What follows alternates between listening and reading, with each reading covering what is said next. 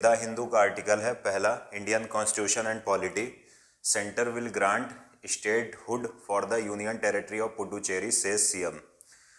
पुडुचेरी के जो chief minister हैं उन्होंने कहा है कि जो केंद्र सरकार है, थोड़ा ये भरोसे में ज़्यादा लग रहे हैं, और सीएम साहब ने क्या कहा है कि जो केंद्र है वो पुडुचेरी को राज्य का दर्जा प्रदान कर देगा। इनको काफ़ी भरोसा है कि पुडुचेरी, जो कि अभी एक यूनियन टेरिटरी है, यूटी है, उसको स्टेट का दर्जा प्रदान किया जाए। सिर्फ ये पहली डिमांड नहीं है, हमने ये देखा है कि कई बार पुडुचेरी को लेकर राज्य की मांग हो चुकी है, स्टेटहुड की मांग हो चुकी है कि पुडुचेरी को एक राज्य का दर्जा प्रदान किया जाए। यानी बार बार ये मांग उठती है, पुडुचेरी जो अभी एक केंद्र शासित प्रदेश यानी यूनियन टेरिटरी है, उसको स्टेट का दर्जा प्रदान किया जाए। तो चलिए समझते हैं कि यूनियन टेरिटरी क्या होता है, पुडुचेरी का इतिहास क्या है। तो हमको इसके लिए ज़रूरी है कि हमको इतिहास के तहखाने में उतरना पड़ेगा। तो चलिए समझने का प्रयास करते हैं। अगर हम इस पुडुचेरी के मैप से शुरुआत करते हैं तो बेहतर है। देखिए, अगर आप पुडुचेरी का मैप देखना चाहेंगे तो आपको ये तमिलनाडु दिख रहा है। तमिलनाडु के राइट हैंड साइड पे यानी बे ऑफ बंगाल में आपको यहाँ पर दिख रहा होगा पुडुचेरी। तो ये है जिसको पहले पौंडीचेरी बोलते थे, अभी पुडुचेरी बोलते हैं। तो हम अगर इसके इतिहास की बात करें तो सबसे पहले 1674 में 1674 में फ्रांसीसियों ने यानी फ्रेंच ने इसको भारत में अपना एक ट्रेड सेंटर बनाया या व्यापारिक केंद्र बनाया, और इसी के माध्यम से फ्रांसीसी या फ्रेंच भारत से व्यापार करने लगे। लेकिन हम देखते हैं कि बाद में जब भारत आज़ाद हुआ तो उस दौरान 1962 में पुडुचेरी को यूनियन टेरिटरी बना दिया गया। यानी ऐतिहासिक महत्व तो इसलिए है क्योंकि ये एक प्रकार की विशेष फ्रेंच व्यापारिक केंद्र था। यहाँ से जो फ्रांसीसियों की व्यापारिक गतिविधियाँ होती थी उनको सुचारू रूप से संचालित किया जाता था। लेकिन जब भारत आज़ाद हुआ तो उसके बाद हमको पता है कि फ्रांसीसियों का अधिकार रहा। उसके बाद फ्रांसीसी जब छोड़ कर गए तो उसके पश्चात पुडुचेरी को एक यूनियन टेरिटरी 1962 में बना दिया गया। अब इस पुडुचेरी में 4 डिस्ट्रिक्ट आते हैं। वो 4 डिस्ट्रिक्ट कौन से हैं आप ये देख लो, यहाँ तोड़ के दिया गया है। एक तो आपका कौन सा हो गया, पुडुचेरी, पुडुचेरी सिटी, पुडुचेरी की कैपिटल भी है। दूसरा कराईकल, तीसरा माहे, चौथा यनम। तो इस बात को आप सबको याद रखना है। अब ये याद रखिएगा कि पुडुचेरी यूनियन टेरिटरी के जो चारों आपको जिले दिखेंगे वो चारों यहाँ पर नहीं है। अगर आप ये मैप देखोगे तो माहे आपको मिल जाएगा इधर इस साइड यानी अरेबियन सी के साइड। अगर आप देखना चाहो जो कैपिटल पुडुचेरी तो यहीं पर है। उसके बाद कराईकल आपको नीचे मिलेगा, फिर यनम आपको आंध्रा में मिल जाएगा। तो बेसिकली इस पुडुचेरी के जो 4 जिले हैं वो अलग अलग राज्यों में आप देख रहे हो कि कई राज्यों में फैले हुए हैं। ये इसकी एक समस्या भी है। तो ये हमने देख लिया पुडुचेरी का इतिहास कि महत्व क्यों बढ़ा, क्योंकि फ्रांसीसियों ने इसे स्थानीय जमींदारों से खरीदकर इसको विशेष महत्व प्रदान किया, व्यापारिक केंद्र बनाया। और उसके पश्चात जब भारत आज़ाद हुआ तो 1962 में पुडुचेरी को यूनियन टेरिटरी बना दिया गया। तो उम्मीद है इतनी चीज़ आप समझ पाए होंगे। अब बात ये आती है कि आखिर यूनियन टेरिटरी क्या होता है। बहुत ही इंपॉर्टेंट क्वेश्चन है कि यूनियन टेरिटरी या केंद्र शासित प्रदेश क्या होता है और किसे बनाया जाता है। देखिए, अगर हम केंद्र शासित प्रदेश या यूनियन टेरिटरी की बात करें कि ये क्या होता है, तो इसके लिए सबसे ज़रूरी है कि कोई ऐसा टेरिटरी या कोई ऐसा क्षेत्र जो कि बहुत छोटा हो, मतलब इतना छोटा हो कि उसको एक अलग इंडिपेंडेंट राज्य ना बनाया जा सके। दूसरी चीज़, कोई ऐसा क्षेत्र जो इतना डिफरेंट हो कि उसको किसी राज्य के साथ जोड़ा ना जा सके। तो ऐसे क्षेत्रों को ज़्यादातर आप देखोगे कि केंद्र सरकार यूनियन टेरिटरी बना देती है या भारत की संसद यूनियन टेरिटरी बना देती है। फिर से बता रहा हूँ कि कोई भी टेरिटरी या राज्य क्षेत्र जो बहुत छोटा हो, इतना छोटा हो कि उसको राज्य न बनाया जा सके। दूसरी चीज़, वो इतना डिफरेंट हो कि उसको किसी राज्य में शामिल भी ना किया जा सके, मतलब इतना अलग हो कि उसको किसी दूसरे राज्य के साथ शामिल करके एक राज्य नहीं बनाया जा सकता हो। तो सामान्यतः ऐसे क्षेत्रों को यूनियन टेरिटरी के रूप में नोटिफाइड कर दिया जाता है। तो ये यूनियन टेरिटरी हो गया। अब बात आती है कि यूनियन टेरिटरी का एडमिनिस्ट्रेशन या प्रशासन किसके द्वारा किया जाता है। बेसिकली आप देखोगे तो यूनियन टेरिटरी का प्रशासन केंद्र के द्वारा किया जाता है। अगर हम संविधान की बात करें तो वहाँ पर साफ साफ लिखा हुआ है कि जो प्रेसिडेंट होगा वो यूनियन टेरिटरी का प्रशासन या एडमिनिस्ट्रेशन एक एलजी या लेफ्टिनेंट गवर्नर की मदद से करेगा। फिर बता रहा हूँ, यूनियन टेरिटरी का प्रशासन प्रेसिडेंट के द्वारा लेफ्टिनेंट गवर्नर के माध्यम से किया जाता है। लेकिन भारत में कुछ यूनियन टेरिटरी ऐसी भी हैं जो इन सारी व्यवस्था के एक्सेप्शन हैं। जैसे अगर हम बात करें दिल्ली की, अगर हम बात करें पुडुचेरी की, या हम बात करें जम्मू कश्मीर की, तो ये सामान्यतः हम जानते हैं कि यूनियन टेरिटरी का एडमिनिस्ट्रेशन राष्ट्रपति के द्वारा एक लेफ्टिनेंट गवर्नर या एलजी के द्वारा किया जाता है। लेकिन भारत में 3 यूनियन टेरिटरी ऐसी हैं जो इस व्यवस्था का एक्सेप्शन है या अपवाद हैं। जैसे पुडुचेरी, जैसे दिल्ली, जैसे जम्मू कश्मीर। क्यों अपवाद हैं? क्योंकि यहाँ पर आप देखोगे कि लेजिस्लेचर या विधायिका भी है और एक देखेंगे आप कि सरकार भी मिलती है। जैसे दिल्ली में केजरीवाल साहब की सरकार है। तो और देखिए, अभी हम बात करें पुडुचेरी के सीएम ने ये डिमांड की है कि उनको स्टेटहुड का दर्जा प्रदान किया जाए। तो ये 3 यूनियन टेरिटरी ऐसी हैं जिसमें आपको अपवाद दिखेगा जो बाकी सारी यूनियन टेरिटरी हैं उनसे। तो हमने इतना समझ लिया। पहले हमने देखा कि पुडुचेरी का इंपॉर्टेंस क्या रहा है, फिर हमने देखा यूटी क्या होती है। अब हम देखेंगे कि क्यों भारत के संविधान में यूनियन टेरिटरीज को शामिल किया गया, या हम देखेंगे कि भारत के इतिहास में या भारत के आज़ाद होने के बाद जो स्टेट्स की और यूनियन का जो अरेंजमेंट था वो किस प्रकार हुआ। देखिए, जब भारत आज़ाद हुआ तो आज़ादी के पहले हम सबको पता है कि भारत में लगभग 560 से 562 लगभग इतनी ही प्रिंसली स्टेट या रियासतें थी। यानी भारत छोटे छोटे टुकड़ों में बटा हुआ था। हर एक टुकड़े का एक राजा होता था, राज प्रमुख होता था। जब भारत आज़ाद हुआ तो उन राजाओं का उनसे कहा गया कि आप इंस्ट्रूमेंट ऑफ एक्सेशन पर साइन करिए और अब भारतीय संघ का भाग बनिए। अब जब वो सारे राजे रजवाड़े सभी प्रकार की गतिविधियों के माध्यम से संघ में शामिल कर लिए गए तो समस्या आई कि देश का संगठन कैसे बनाया जाए, देश की व्यवस्था कैसे चलाई जाए। तो जब संविधान लागू हुआ 26 जनवरी 1950 को, तो भारत में जो पूरा क्षेत्र भारत का टेरिटरी थी उसको 4 प्रमुख भागों में बांटा गया। पहले भाग को बोलते थे पार्ट ए। अब पार्ट ए में कौन शामिल था? पार्ट ए में वो प्रोविंस शामिल थे जो ब्रिटिश गवर्नर के अधीन होते थे। फिर दूसरा पार्ट था पार्ट बी। पार्ट बी में देसी रियासतों को शामिल किया गया और ख़ास तौर पर उन रियासतों को जो बहुत बड़ी थी। फिर बात आई पार्ट सी की।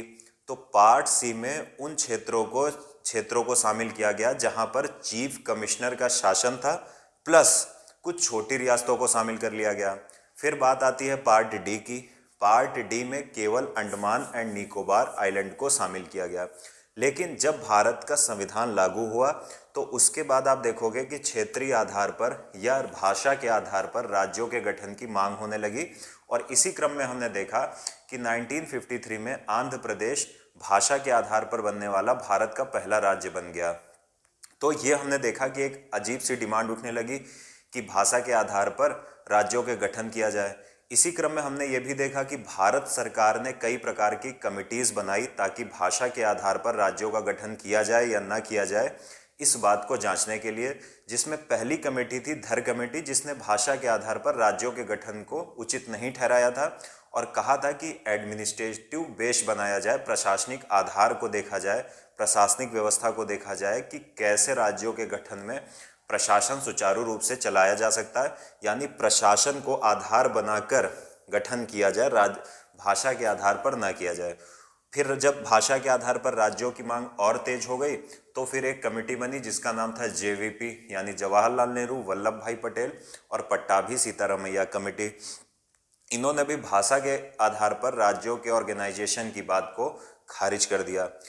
लेकिन फिर हमने देखा कि जो मद्रास प्रेसिडेंसी थी, मद्रास प्रोविंस था, वहाँ पर सबसे बड़ी समस्या ये उठी कि वहाँ पर जो तेलुगु भाषी लोग थे वो एक अलग राज्य की मांग कर रहे थे और उसी में गांधीवादी नेता थे पट्टाभी सीतारामलू। अगर मैं पट्टाभी नहीं नाम है, सीतारामलू साहब थे। तो उन्होंने क्या किया, आमरण अनशन कर दिया, भूख हड़ताल पर बैठ गए कि भाषा के आधार पर एक अलग राज्य की वो मांग कर रहे थे।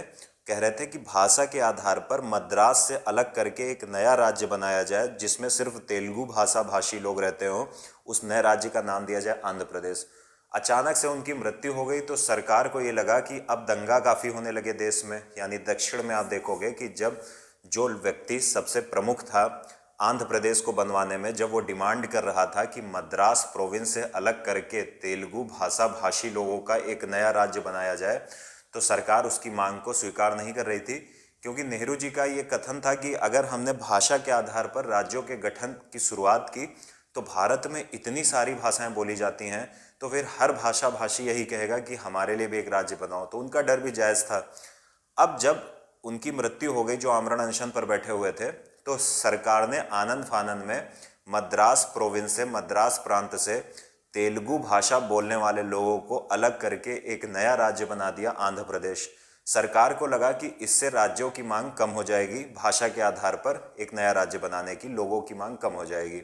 लेकिन ऐसा नहीं हुआ और धीरे धीरे कई जगह पर यह मांग बढ़ने लगी। जैसे बॉम्बे प्रांत जो था, उससे गुजरात, जो गुजराती लोग बोलते थे, वो एक अलग राज्य की मांग करने लगे। ऐसे कई जगह पर सरकार को समस्याओं का सामना करना पड़ा। इसी क्रम में सरकार ने आगे फिर फजल अली आयोग बनाया, जिसके अध्यक्ष फजल अली साहब थे, और उनसे कहा कि भाषा के आधार पर राज्यों को बनाया जाए या न। तो पहली बार फजल अली आयोग ने भाषा के आधार पर राज्यों के गठन को मान्यता प्रदान की, और उसी जो आयोग था फजल अली आयोग, उसकी सिफारिशों को कुछ घुमा फिराकर या थोड़ा बहुत उनकी सिफारिशों में अमेंडमेंट करके भारत में कानून बनाया गया, और उसका नाम था स्टेट ऑर्गेनाइजेशन या रीऑर्गेनाइजेशन एक्ट 1956। इसके माध्यम से क्या किया गया, जो राज्य पुनर्गठन या स्टेट रीऑर्गेनाइजेशन एक्ट था, इसके माध्यम से किया क्या गया कि जो संविधान लागू होने के बाद भारत की पूरी टेरिटरी को 4 प्रमुख भागों में बांटा गया था, part A, part B, part C, part D. तो पार्ट सी जिसमें चीफ कमिश्नर वाले प्रांत थे, और पार्ट डी जिसमें अंडमान और निकोबार था। पार्ट सी और पार्ट डी के क्षेत्रों को यूनियन टेरिटरी कह दिया गया। और इसी क्रम में भारत के संविधान में एक संशोधन किया गया, और उस संविधान संशोधन का नाम था 7th कॉन्स्टिट्यूशन अमेंडमेंट 1956, यानी 7वां संविधान संशोधन 1956। और इस संविधान संशोधन के द्वारा भारत के संविधान में यूटी यानी यूनियन टेरिटरी या केंद्र शासित प्रदेश शब्द को जोड़ा गया, और तभी से ये कॉन्सेप्ट निकल आया केंद्र शासित प्रदेश का। तो बेसिकली इसका उद्गम कैसे होता है, जो हमारा स्टेट रीऑर्गेनाइजेशन एक्ट 1956 था, जिसको हम स्टेट ऑर्गेनाइजेशन एक्ट भी कहते हैं, उसके माध्यम से बेसिकली सी और डी पार्ट के जो क्षेत्र थे उनको मिलाकर यूटी कहा गया, और 7th कॉन्स्टिट्यूशन अमेंडमेंट 1956 के माध्यम से क्या किया गया, भारत के संविधान में यूटी शब्द को जोड़ा गया। इस बात को याद रखना। अब बात यह आती है कि क्या संविधान में कोई कॉन्स्टिट्यूशनल प्रोविजन ऐसा है, तो बिल्कुल है। अगर आप भारत के संविधान का आर्टिकल 2 देखोगे तो वहां पर साफ साफ लिखा हुआ है कि जो पार्लियामेंट है वो नए राज्यों को एडमिट कर सकती है और या इस्टेब्लिश कर सकती है। यानी इसका मतलब ये हुआ कि संसद भारत के राज्य क्षेत्र में या भारत में नए राज्यों का प्रवेश भी कर सकती है और नए राज्यों की स्थापना भी कर सकती है। तो इसका मतलब ये हुआ कि स्थापना की, प्रवेश की शक्ति संसद के पास है, पहली चीज। दूसरी, अगर आप भारत के संविधान का आर्टिकल 3 देखेंगे तो वहां पर यह साफ साफ कहा गया है कि जो संसद है वो किसी राज्य क्षेत्र, किसी राज्य से कोई भाग अलग करके किसी नए राज्य का निर्माण कर सकती है, किसी राज्य क्षेत्र को बढ़ा सकती है, किसी राज्य के क्षेत्र को कम कर सकती है, किसी राज्य की सीमाओं में परिवर्तन कर सकती है, किसी राज्य के नाम में परिवर्तन कर सकती है। तो मतलब क्या समझ में आया कि भारत में राज्यों के गठन के लिए संसद को शक्तियां प्राप्त हैं।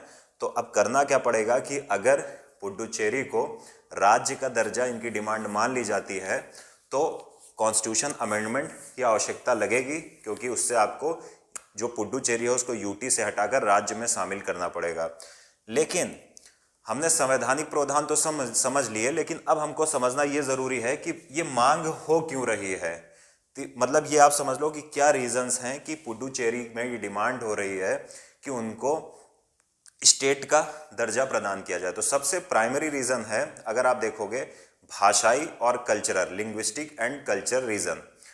सामान्यतः जो पहला इनकी डिमांड इसी आधार पर है, क्योंकि ये भाषा के आधार पर आप देखोगे या कल्चर के आधार पर, अपनी संस्कृति के आधार पर नए राज्यों की मांग कर रहे हैं, जो नेहरू ने तब सोचा था कि अगर हमने भाषा के आधार पर नए राज्यों को गठन को अनुमति दे दी तो इससे मांग रुकेगी नहीं।